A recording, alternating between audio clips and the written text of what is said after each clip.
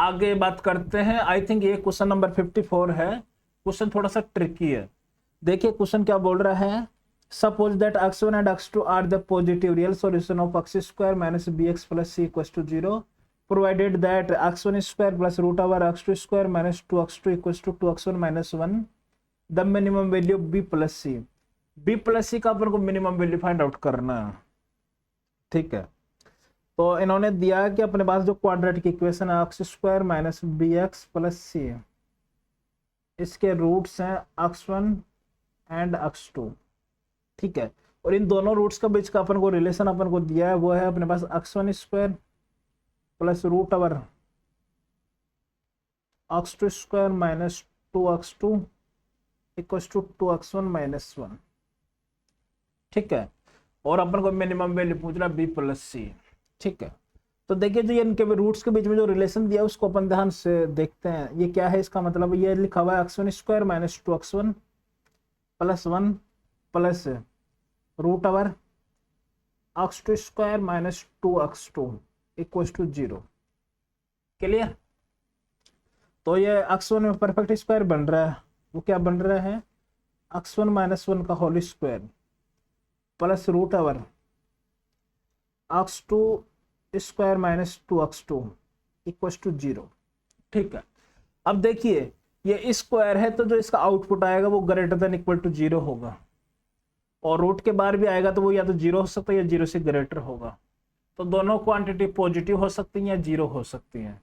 तो दोनों यदि पॉजिटिव हो गए तो सम कभी 0 नहीं आ सकता। सिर्फ यहाँ पे एक ही केस बनता है कि जब दोनों 0 हो जाए तभी सम 0 आ सकता है। तो यहाँ से अपन को क्या दिख रहा है कि क्या होना चाहिए, x1 माइनस 1 का स्क्वायर क्या होना चाहिए, 0 होना चाहिए, और ये अपने पास x2 स्क्वायर माइनस 2x2 ये भी क्या होना चाहिए, 0 होना चाहिए। क्लियर? तो यहाँ से x1 आ रहा है अपने पास, x1 आ रहा है 1, और यहाँ से x2 आ रहा है 0 और 2। लेकिन इन्होंने बोला कि पॉजिटिव रियल सॉल्यूशन, तो 0 नहीं हो सकता। तो अपने पास क्लियरली अपन को दिख गया कि एक रूट होगा अपने पास 1, दूसरा रूट होगा अपने पास 2। तो जो अपने पास जो क्वाड्रेटिक इक्वेशन दिया था x square minus B x plus C equals to 0, तो इसके रूट्स होंगे अपने पास 1 और 2। तो यहाँ से अपन सम ऑफ रूट से अपन b का वैल्यू लिख सकते हैं, वो आएगा अपने पास 3, और प्रोडक्ट ऑफ रूट से अपन लिख सकते हैं जो b का c का वैल्यू होगा वो होगा अपने पास 2। तो अपन से मिनिमम वैल्यू पूछा था b प्लस सी का, तो b प्लस सी का मिनिमम वैल्यू वो होगा अपने पास 5, और बेसिकली b प्लस सी का जो वैल्यू होगा वो कांस्टेंट होगा। तो अपने पास यही इसका आई थिंक करेक्ट आंसर होना चाहिए 5। तो ऑप्शन डी इसका करेक्ट होगा। ठीक है, आप नेक्स्ट प्रॉब्लम देखिए। इसमें बोल रहा है कि if the value of definite integral limit दिया π/4 टू π/3 e की power x times 2 plus sin 2x divided by 1 plus cos 2x dx is expressed as e की power π/a times b times e की power π/c minus 1, then the value of b square into c divided by a। इसका value find out करना है।